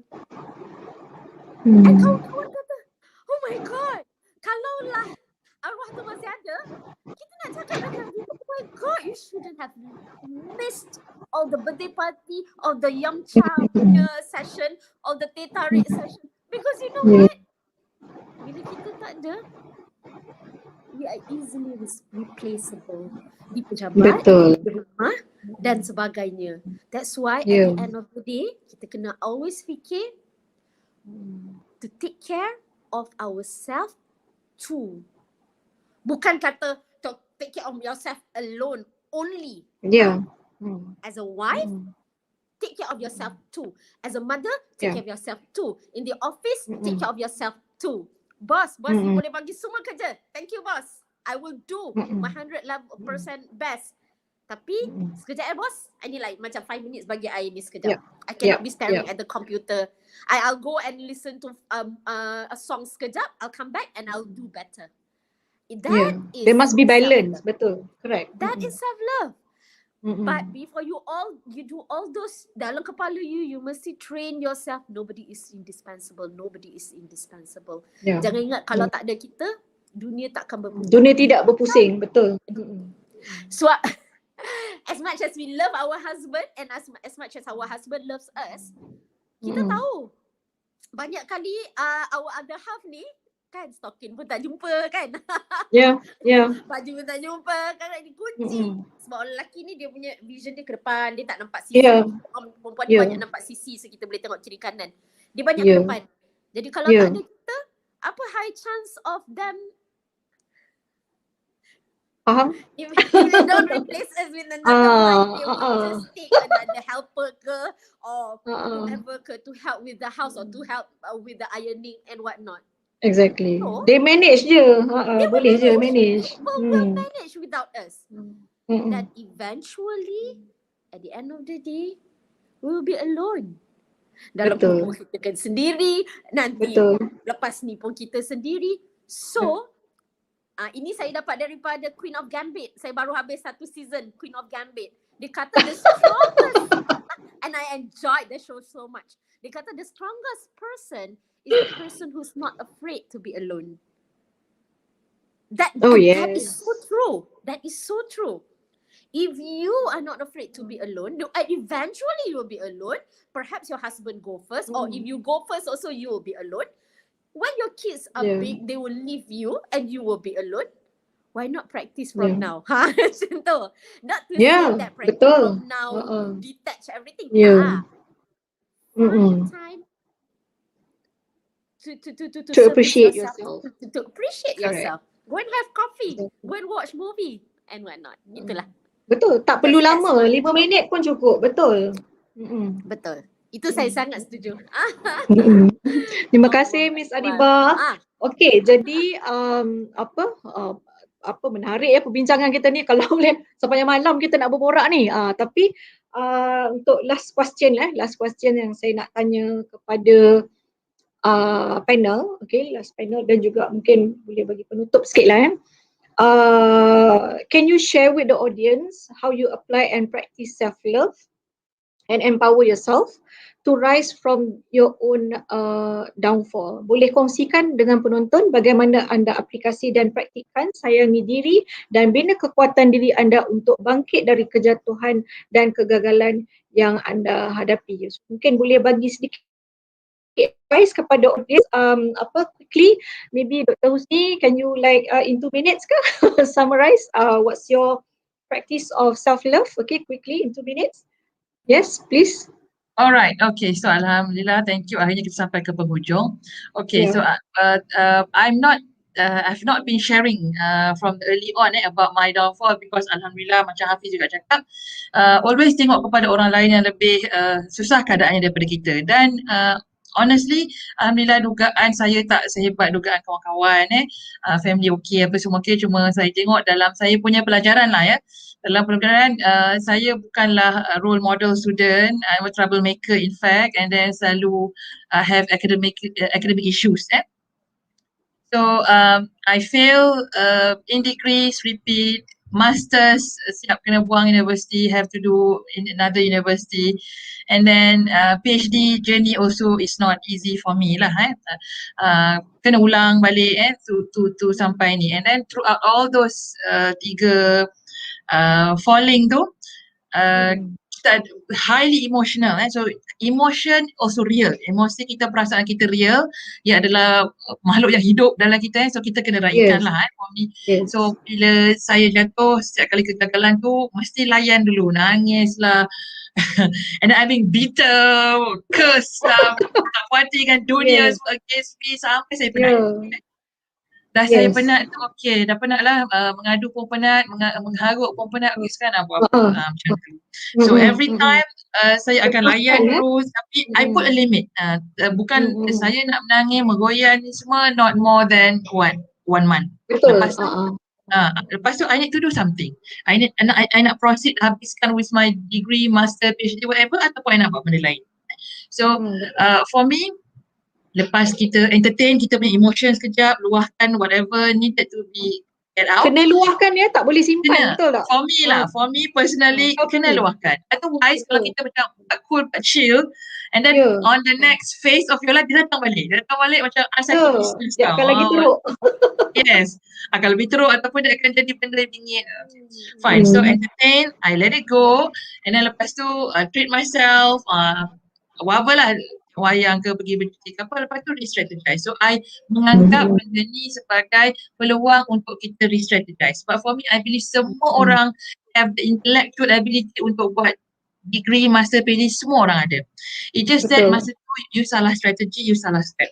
So Betul. kekekalan saya akan lepas meroyan dah reda, dah tenang. Okay, I need to re-strategize lah. I salah step somewhere. I need to look at mana I salah step, betulkan that step. Masa same thing happen, nangis lagi, and then layan masa pergi tengok wayang, pergi bercuti sekejap, after few months, okay, I need to start back. Kat mana yang sejak beri, betul kan? PhD, same thing happen. Stuck lagi kat tengah, kena ulang, kena repeat. Lepas tu, dah habis nangis meroyan, sit down balik, okay, kat mana saya silap langkah? Because I believe everybody mesti boleh buat. Cuma, you akan buat in your own pace, in your own time. Takkan sama. Betul. Dia takkan Itu sama sangat orang nak betul. kerja dengan orang tu 3 tahun. Takkan. Dia akan jadi your own story. Tiba-tiba you jadi dah Betul. 8 tahun buat PhD, you jadi 4 tahun buat master. Takkan sama dengan cerita orang. Yang tu you kena terima dan ready. Okay, this is my story lah. This is my story. And then, satu lagi yang I always believe is that know that Allah is always there by your side. Every step of the way. Dia maha pengasih, maha penyayang. So dia takkan tinggalkan awak. So put your trust in God. Always. Lepas tu kalau nak jadikan role model, Nabi Muhammad is the perfect in everything. As a co-worker, as di kerjaya, family, kepimpinan, everything Nabi Muhammad is the best role model. You can never go wrong kalau you try to emulate whatever Nabi Muhammad buat. Kalau kita nak compare orang dengan Kim Kardashian ke apa, nanti kita frust. So Nabi Muhammad, kita ikut apa step dia, sunnah even kan, dapat pahala every step of the way, so pegang pada dia. And then the rest is you buat apa yang works for you, you buat apa yang sesuai for you, as long as you don't go against perintah Allah, sunnah Rasulullah, undang-undang agama, dan you tidak melukakan ibu bapa you, everything is good. You buatlah whatever. Orang nak cakap apa, you being weird ke, you being freaky ke, it does not matter. As long as you tahu you tak melanggar syariah, you tak melanggar undang-undang, so buat whatever. You buat whatever along the way. Along the way kalau you terluka lagi, patah hati lagi, falling from grace lagi, jumpa dengan orang yang sangat menyakitkan hati you lagi, pun it's okay. It's okay. It's a part of the process. It's a part of the journey. And itu semua Allah nak send a message for you. Ini another lesson. And then you need to move on because this is not meant to be. Tempat ni not meant to be for you. Orang ni not meant to be for you. You kena move on. Teruskan perjalanan. Yakin dengan Allah akan ada you punya ganjaran kat depan nanti. So, wipe up your tears, pick yourself up, dah shake it off, jalan. And then serahkan, complete trust to Allah. Itulah berserah yang tu saya yang buat. susah nak buat sebenarnya. Berserah. Macam Hafiz cakap tadi kan, aduh, selap mata kat belakang ni kan. Memang nak letak complete trust to Allah cakap senang. Tapi betul-betul nak serahkan hati, jiwa, raga, nyawa kepada Allah yang bagi kita nyawa tu, kita teragak-agak. So yang kita kena train. Memang kena jihad, kena muhasabah. InsyaAllah Allah takkan sia-siakan. Allah takkan sia-siakan kita. Dia akan datang, dia akan bagi balikkan, dia akan lebih daripada apa yang kita korbankan, lebih daripada apa yang kita hilangkan. That's all from me. Thank you so much. Thank you so much, Dr. Husni. Okay, Mr. Hafiz, okay, quickly, what's your last advice those who are facing hardship, okay, apa you punya practices, 2 minutes, okay, silakan. Alright, okay, so baik. So kalau kita cakap berkenaan dengan macam mana saya lakukan menghargai diri saya, satulah benda saya sebenarnya, saya akan buat benda yang saya suka, itu je. Okay, buat benda yang kita suka. Saya ada akaun TikTok dan saya memang menari dekat TikTok tau. Saya buat itu memang saya suka. Dan lepas tu, saya memang IG, Facebook memang saya aktif. Okay, Lepas tu ada orang tegur saya tau, umur kau berapa? Saya kata I'm already 38. Saya kata TikTok tu budak-budak tau. Tak kisah sebab umur tu nombor. Saya kata aku letak jiwa aku masih muda. Alright, so itu cara aku, not your style. Okay, you have to enjoy with your life. Okay, kau suka makan apa? Coklat. Tak payah nak imagine aku kena makan dekat Menate ke, aku kena makan dekat apa untuk enjoy makanan. No. Okay, kau bentang tikar tepi rumah, tepi longkang, kau goreng ayam dengan anak bini kau pun kau akan lagi enjoy daripada kau kena keluar duit beratus-ratus kecuali kau jutawan. Right? So kena faham. Okay. So lepas tu nak tengok movie sekarang ni, anak saya bukan boleh masuk movie pun kan. Okay, jom kita beli Astro first. Tengok Iman nak tengok cerita apa. Kena create your happiness macam Dr. Husni cakap tadi kan. Buat situasi tu. Jangan minta situasi datang kat engkau. Engkau Tuhan ke? Engkau sendiri pun tak berdoa banyak kat Tuhan. Lepas tu kau nak minta macam-macam kan. Buatlah, buat. Faham? Buat. Buat kehidupan tu. Jangan Buat tunggu orang kegembiraan makan tu. untuk kita. Tak payah. Kita sendiri kena Siapa nak hantar kat aku hadiah birthday kali ni? Tak payah. Kalau kau rasa kau nak, kau beli pada hari birthday kau. Settle masalah. Alright? So jadi sekarang ni jangan minta-minta. Tuhan pun tak suka orang minta-minta, sebab itulah kau tak dapat. Okay? So lepas tu usaha.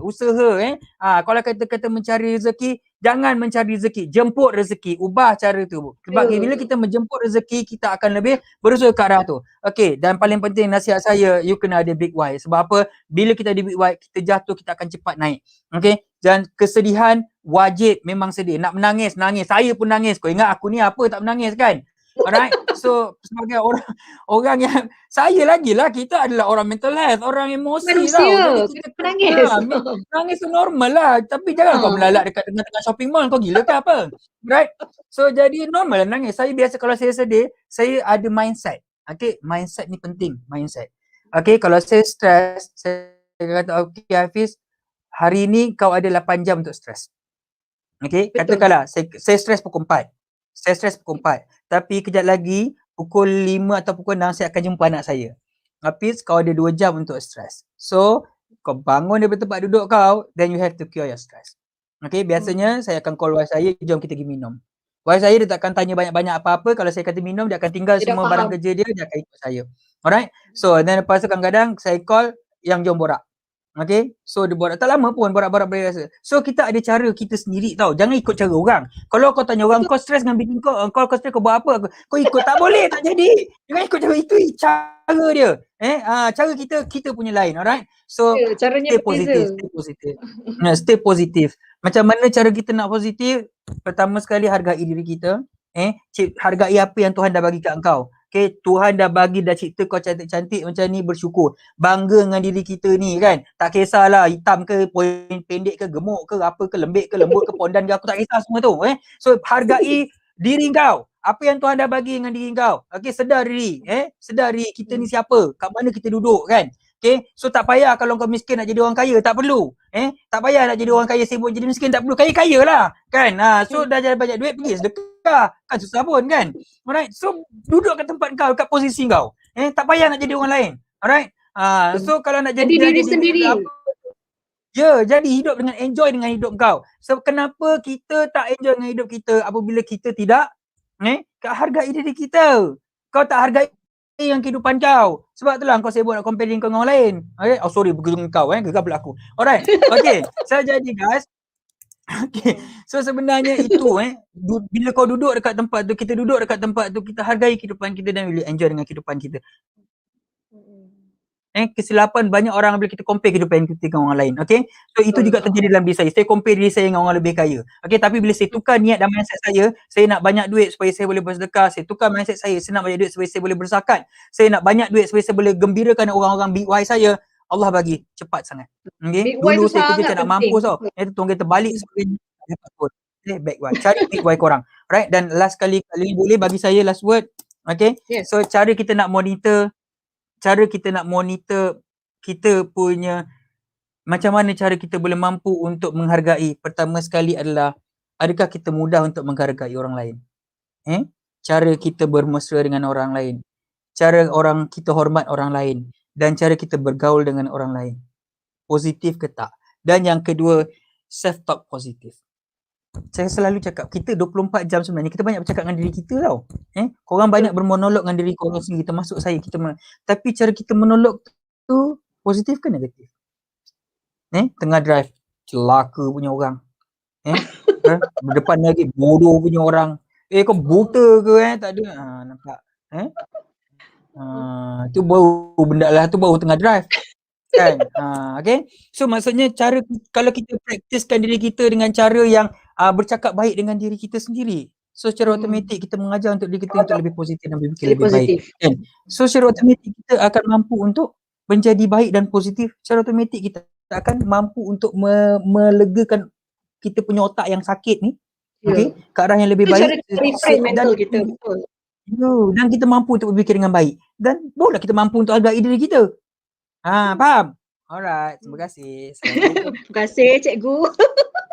Okey, seterusnya Miss Adibah, silakan 2 minit. Last advice. Last advice ya, tuan-puan yang budiman, cari gembira agar kita boleh beri bahagia. Gembira kita tu kita je yang tahu. Dan gembira kita itu datang bila ada self-love kepada diri kita juga. Dan bila kita ni ada pelbagai role di dalam society, di dalam keluarga, jangan risau bila orang tak pilih kita. Kita kena sentiasa pilih orang yang pilih kita. Pilih kita. Choose people that choose you. Macam mana correct. nak tahu? Macam mana nak tahu? Nak bahagia ni kan? Nak bahagia? Nak jaga diri sendiri, emosi sendiri, kecintaan kepada diri sendiri, pilih orang yang pilih diri kita. Tengok dalam senarai WhatsApp kita tu, dalam ramai-ramai mesti ada satu orang, dua orang yang tak ada angin, tak ada ribut, 2-3 minggu sekali mesti dia check on us. Okay? Ada orang tu. Itu adalah orang yang pilih kita sentiasa. Jadi, untuk jaga kesihatan diri kita, mental kita, practice self-care. Number 1, choose yourself. 2, pilih diri kita juga. Number 2, choose people that choose you.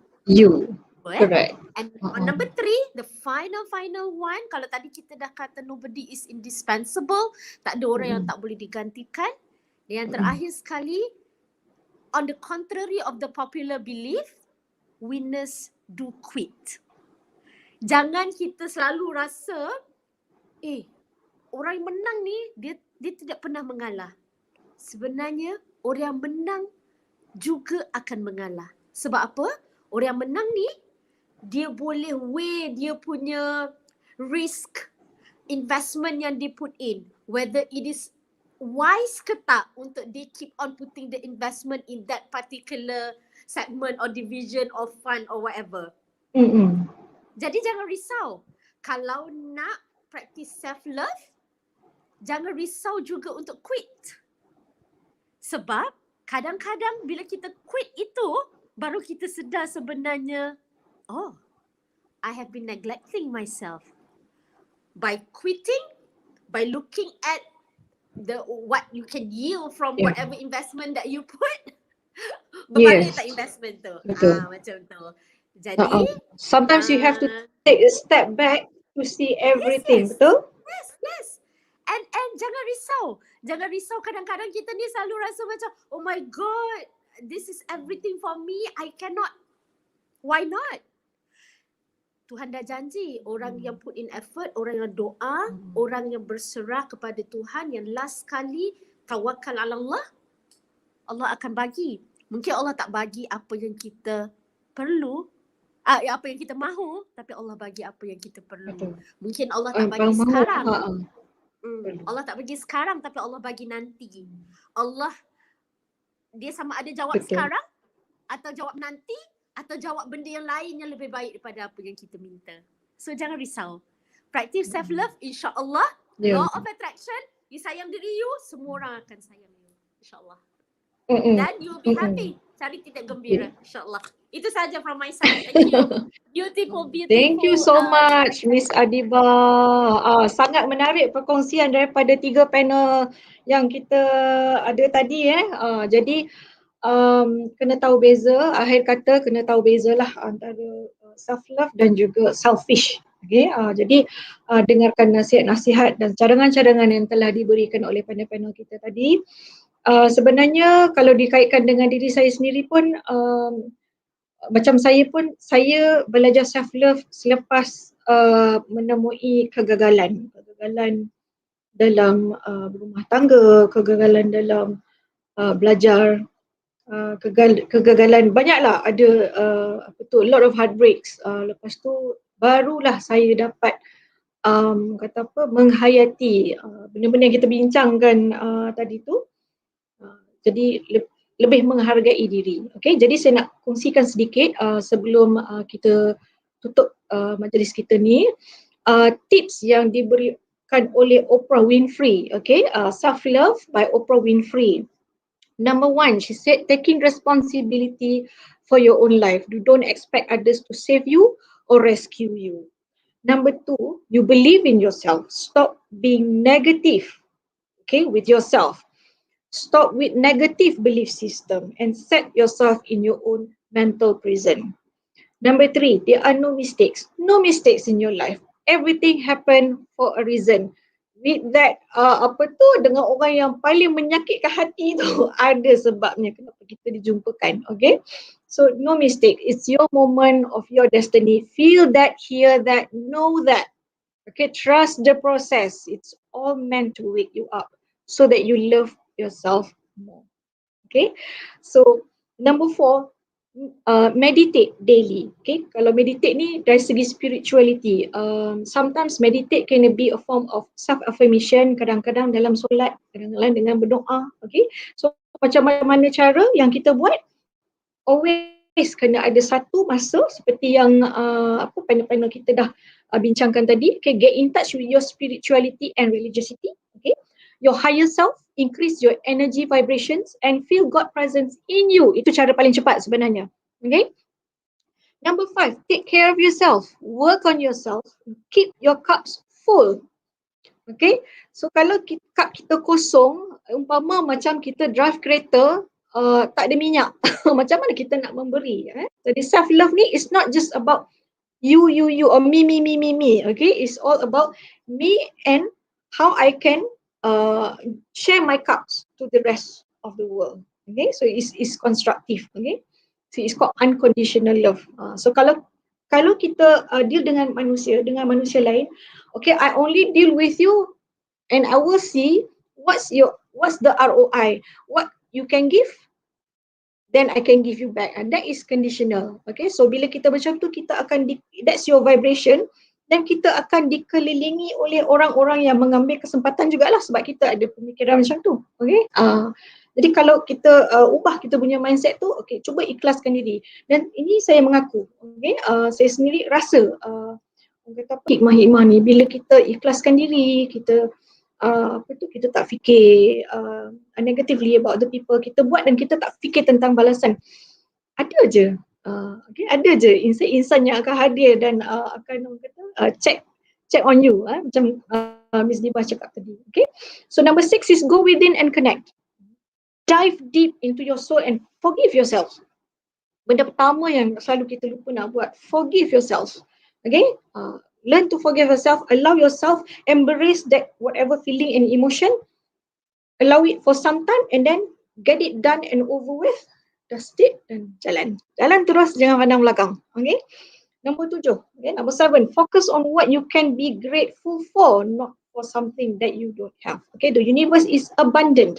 Reframe your thoughts, live in the moment. That's why I create that moment too. Okay, number 8. Okay, number 8, be the master of your life. I am responsible for the choices that I made in my life. So if you don't like it, you can always start new. Okay, bila? Next hour. Okay, tomorrow morning. Start new. Okay, you don't like it, walk away. Number 9, keep your vibrations high.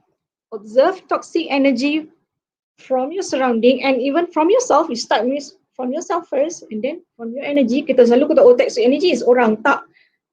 Tengok diri sendiri dulu. Okay, tengok diri sendiri dulu dan kita tengok keliling, barulah kita boleh betulkan balik kita punya vibration, ya. Sebab this is law of attraction. Number 10, it begins and ends with you. Live in the moment. Your belief is fuel. Okay, your belief fuel all your choices. Your perception shapes your reality. Okay, so that your truth is coming from your perception, and your perception shapes your reality. Okay, so itu sahaja. Terima kasih kepada semua panel kita, Dr. Husni, Mr. Hafiz, Miss Adibah, yang telah bersama kita bersiaran selama 1 jam 45 minit ya. Sepatutnya 1 jam setengah saja.